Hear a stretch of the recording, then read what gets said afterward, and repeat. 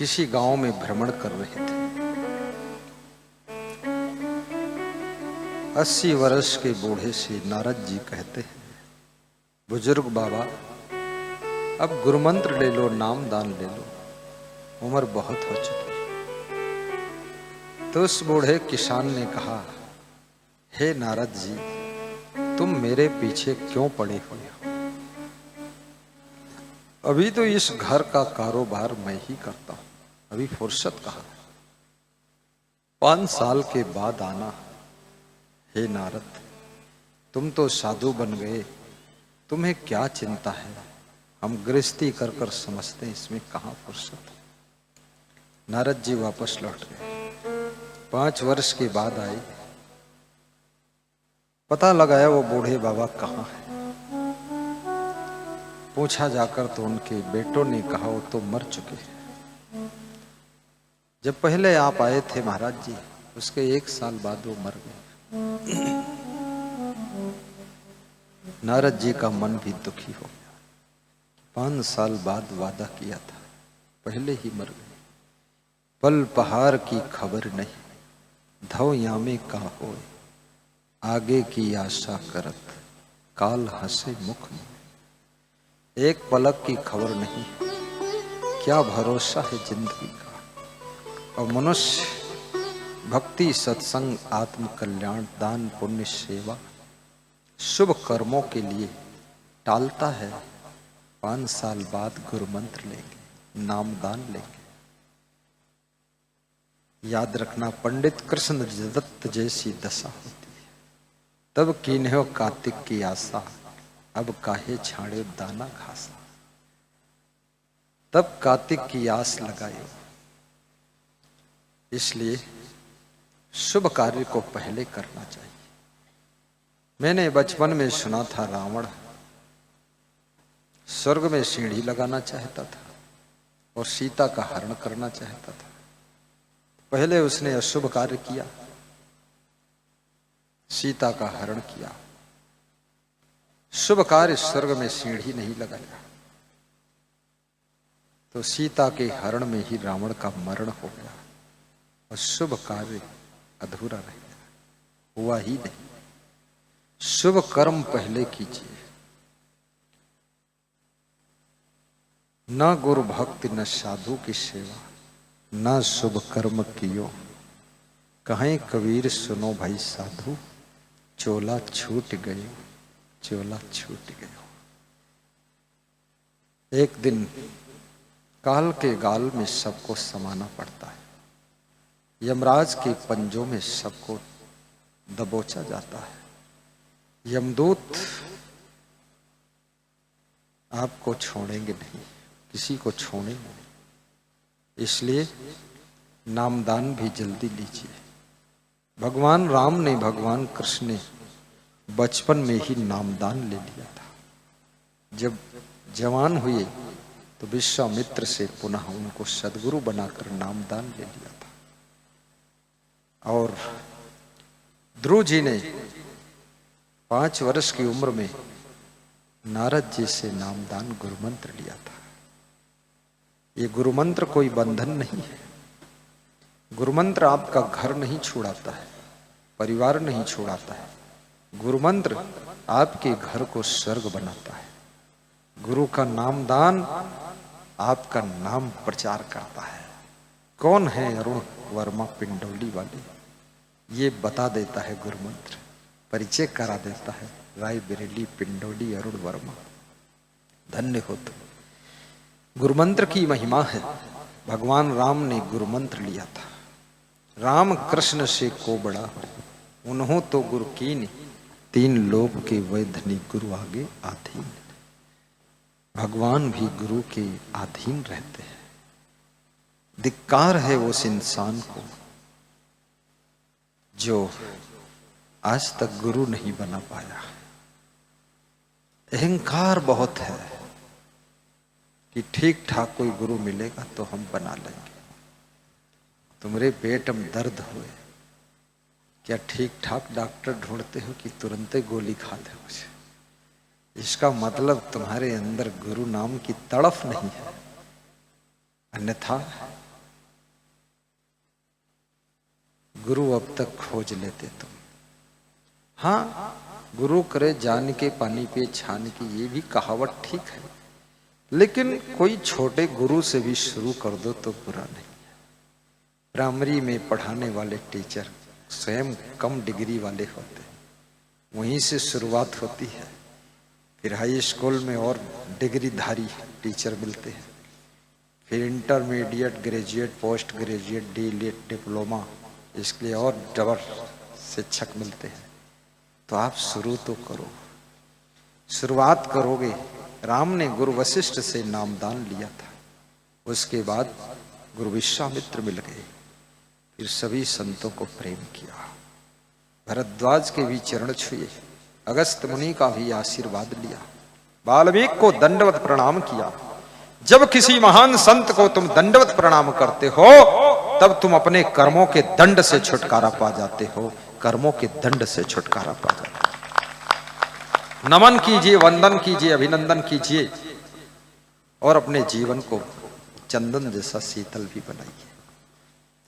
नारद जी बोले, तुम्हारे पिताजी मर के कहां चले गए? तो बच्चे रोने लगे, अरे पिताजी की याद दिला दिया आपने, दुख मढ़ाया है। बहुएं भी रोने लगी। ये माया के संसार में मरे हुए माता पिता भी भूल जाते हैं, लेकिन कोई प्रसंग चला दे, याद करा दे, तुम्हारा दुख ताजा हो जाता है, स्मरण हो आता है।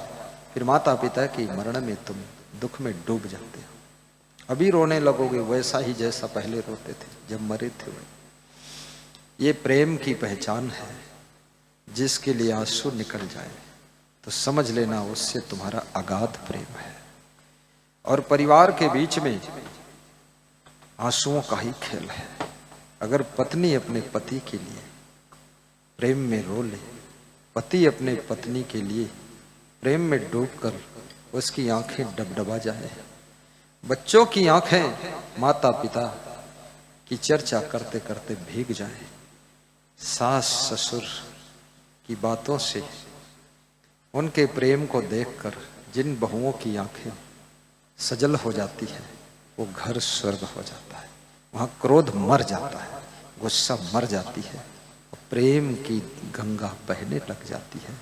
उस प्रेम की धारा में, सेवा की सरिता में पूरा घर डूब जाता है, जिंदगी कृतार्थ हो जाती है। इसलिए कभी कभी आपका प्रेम सजल भी होना चाहिए। कई संत रो लेते हैं गुरु के लिए, गला भर जाता है, आंखें सजल हो जाती। हमारे इलेक्ट्रॉनिक इंजीनियर धर्माधिकारी सीलकर दास, वो अक्सर रो लेते हैं। और ये आंसू आना ये मजबूत प्रेम को करने वाला अध्याय है। पति कहीं जा रहा है 2 महीने के लिए, तो पत्नी को आंसू नहीं आ रहे, इसका मतलब है खतरा कुछ, क्योंकि वियोग हो रहा 6 महीने के लिए। और ये जल्दी झोला उठा कर दे दिया कि जल्दी निकलो, क्योंकि इनका कुछ और अध्याय शुरू करेंगे। दुख लगना चाहिए।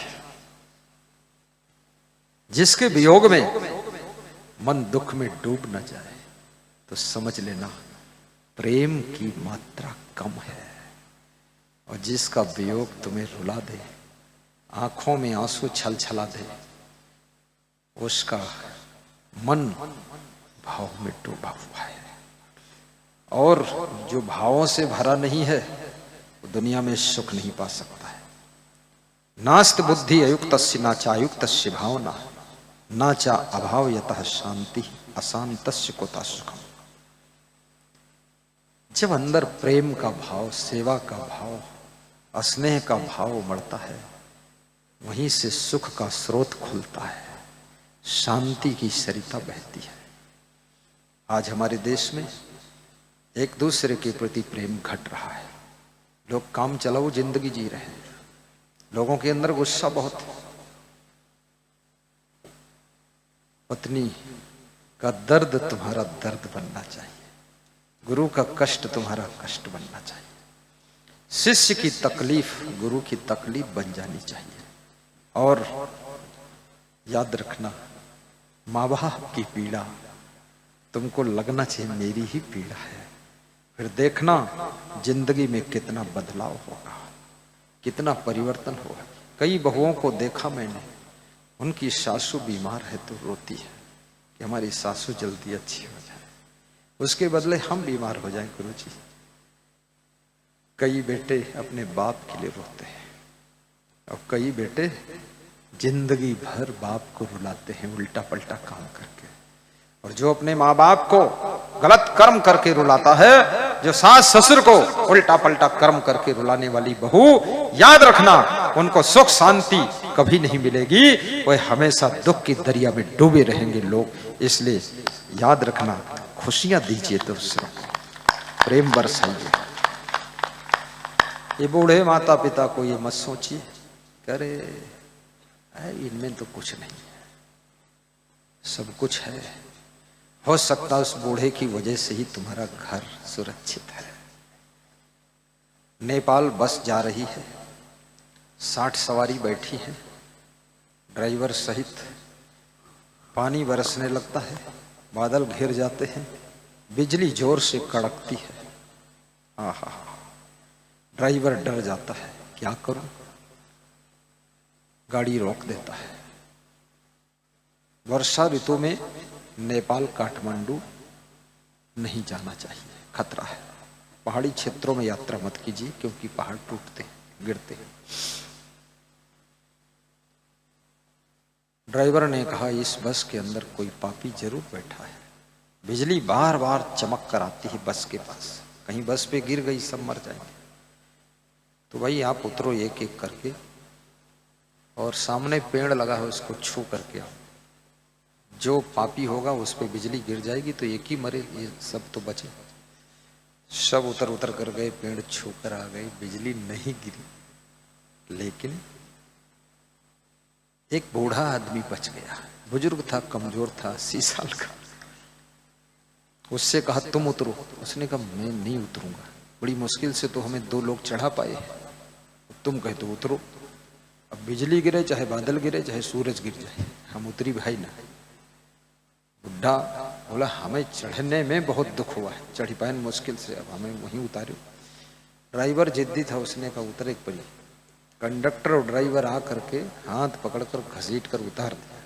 तो बुढ़ा बोला अच्छा रुको, हम पेड़ छूकर आ जाएंगे दुख उठा कर, लेकिन रुके रहो। गया बुढ़ा, पेड़ जो ही छुआ बिजली गिर गई जोर से, कड़की और गिरी। लेकिन कहाँ गिरी? उस बस पर गिरी, उसमें जो 59 बैठे थे वो मर गए और बुढ़ा हंस रहा था खड़ा। तो आजू बाजू और लोग खड़े थे, बोले क्या हुआ? बोले हुआ क्या, ये 59 पापी थी, एक ही पुण्यात्मा था, उतार दिया, निपट गए सभी लोग। तो तुम्हारे घर में कौन पुण्यात्मा है? हो सकता वही बुजुर्ग, बुढ़ा, दादा परदादा, सासू बुढ़िया, उसी के पुण्य प्रताप से तुम सब लोग बचे हुए हो, सुरक्षित हो। नहीं तो तुम्हारे घर में कोई संकट की बिजली गिरने वाली है, आपत्ति की बिजली गिरने वाली है और दुख का प्रलय होने वाला है। इसलिए उनकी सेवा करना, उनको घर से निकाल कर बाहर मत करना, अन्यथा दुखों की बिजली गिरेगी, घर भर दुख ढोगे। ये नियम बना लो।